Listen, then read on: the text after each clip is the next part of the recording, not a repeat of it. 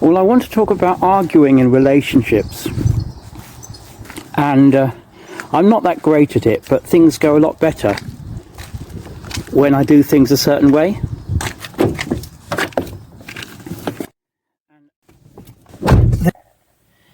Arguing is between you and your partner, and it's not helpful to do it in front of other people. And in fact, it's considered domestic abuse if you do have your arguments out in public. Well, look, arguments are an ugly part of life. In a relationship, when you'd rather be saying nice things to each other and complimenting each other, sometimes you have to say things that aren't so pleasant. Well, you see, some people argue in a relationship and some people don't. The amount of arguing, though, doesn't show the quality of the relationship. It's the kind of arguments that people have. People can have unhealthy arguments or healthy arguments. So what's an unhealthy argument then? Well, it's kind of criticism and name calling and expressing that you don't want to be together. And if you're really childish, saying that that's forever. Well, it's essentially telling the other person the relationship is hopeless and has no future. So what's a healthy argument then? When two people get together, they're very different people. Now, a relationship is about helping these two personalities integrate or synchronize or connect in some way. When you argue respectfully with a partner, you give up the illusion that they're a mind reader and you express your perspective that might otherwise be hidden. Now you do that because your feelings count too. And if you want the relationship to be loving, you'll trust that your partner will be more proud incorporating your feelings as well as their own. And you're giving the other person the opportunity to show that they're not dismissing your views, what's sometimes called gaslighting, or claiming that they're only doing it for your own good to make you a better person for the outside world.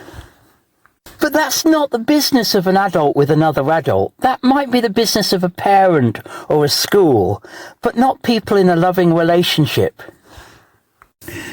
Now, my main focus should be getting on with you, with your preferences and your sensitivities. And your main focus should be getting on with me, with my preferences and my sensitivities. Any getting on with the outside world, at the end of the day, is our own choice.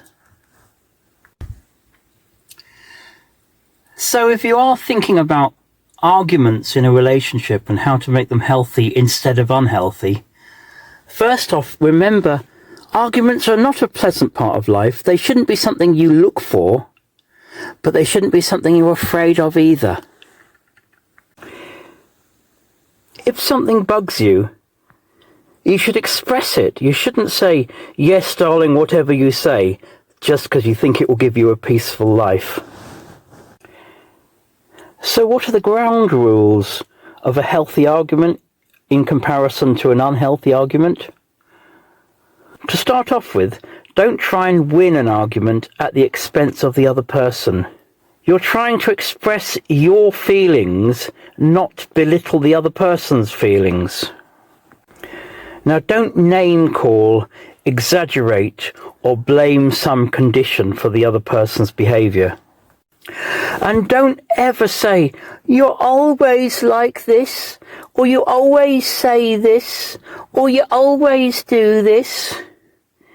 What you're saying is you've been hating these traits of your partner all this time and have only just expressed it that day.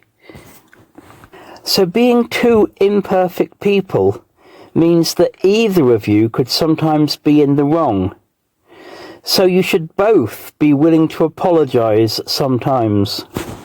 I don't mean say sorry, because that's expressing deep self-hatred and telling the other person you think they'll only accept an apology from you if you're beating yourself up about it and making yourself out to be the lowest piece of slime that ever walked the face of the earth. Now, you might owe them an apology, but not a sorry, because then you're making out that they're so inadequate they need that. Now, the other thing about apologies is if the other person has acknowledged they owe you one, don't go on about it anymore. You might request that you discuss it later, but don't carry on the argument after the other person's apologised. At the end of the day, you're trusting that expressing your feelings is a good thing, and that the other person won't gaslight you for it. And you're trying to show respect for their viewpoint, which is obviously wrong, at a time when you hate them most. It's a powerful sacrifice if you know you don't have to stay in that setting, but choose to and try and sort it out anyway.